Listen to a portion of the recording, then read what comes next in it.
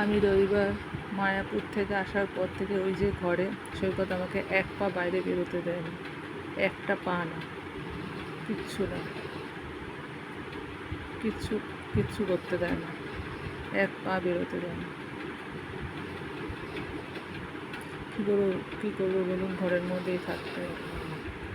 আমি যে ঘর থেকে বেরোবো সে বেরোতেও পারি না। আমি একটু বাইরে যাব সেটাও যেতে পারি না সৈকতের জন্য। আমি যে সৈকতের জন্য কেস লড়ছি, যে লিখবো সেই লেখাটাও আমাকে সৈকত করতে দেয় না, কিছু করতে দেয় না। ভালোই হলো সৈকতের সাপোর্টেরা, তারা সবাই সৈকতের সাপোর্টার। কেন বলুন তো, একটা কথা আছে, কথাটা খুব আজে হলেও সত্যি। সৈকত ডাক্তার, সায়েন্টিস্ট দুটোই। সায়েন্টিস্ট মানে তো ডাক্তার, সবই আছে, কিন্তু সায়েন্টিস্ট মানে ডাক্তার বলতে আমি বোঝাতে চাইছি সায়েন্টিস্টই আছে। এবার ওর কাছে তো লোক দেখাতে যাবে, হয়তোই ঠিক করবে যে লোক চলবে ফিরবে, হাঁটবে চলবে ফিরবে, সেই হচ্ছে ও প্রজেক্ট তৈরি করছে যে অপারেশন হবে, হবে, কেউ কিছু টের পাবে না, কিছু হবে না, একটু মতো ব্যথা লাগবে, ব্যাস চলে আসবে, হয়ে গেল।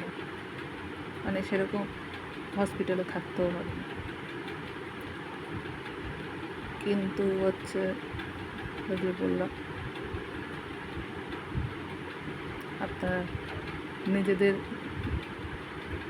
আমার তো শরীর সব শেষ হয়ে গেছে, আমার জন্য আমি চিন্তা করিনি। ওই যে আপনারা বাঁচার জন্য আমাকে ট্যাগ দিয়েছে, কারণ নিজেদের ট্যাগ নিজেরা তো আর দিতে পারছেন না, ওই জন্য আমাকে দিয়ে রেখেছেন ট্যাগ।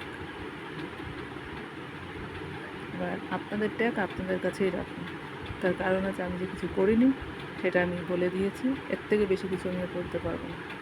কেননা বাড়ির লোক সঙ্গ দিলেই না, তবেই না আমি কিছু করতে পারবো। একা একা অনেকটাই লড়েছি, আর লড়ার মতন ক্ষমতা আমার নেই। যেটুকু আর বেঁচে আছি, লড়েই বেঁচে আছি আপনাদের সমাজের জন্য। আপনাদের সমাজকে আমি দায়ী করি, দায়বদ্ধ করছি বলেই আপনাদের রাগ, যত খুশি রাগ, মজা করা যায়। কেননা বাড়ির লোক সাপোর্ট না করলে তো সবাই তো উৎপিচ করবেই, এটা তো স্বাভাবিক কথা, যেটা আমার সঙ্গে হচ্ছে। তো যাই হোক, যা হচ্ছে ভগবান চাইছে যেটা হবে আমার সঙ্গে হচ্ছে। কিন্তু সৈকত মজা পাচ্ছে, সৈকতকে কেউ কিছু বলছে না, ভালো। সৈকতের কাছে যাবেন, সৈকত কি সেটা আপনারা পরে জেনে নেবেন, আমাকে আর খুলে বলতে হবে না।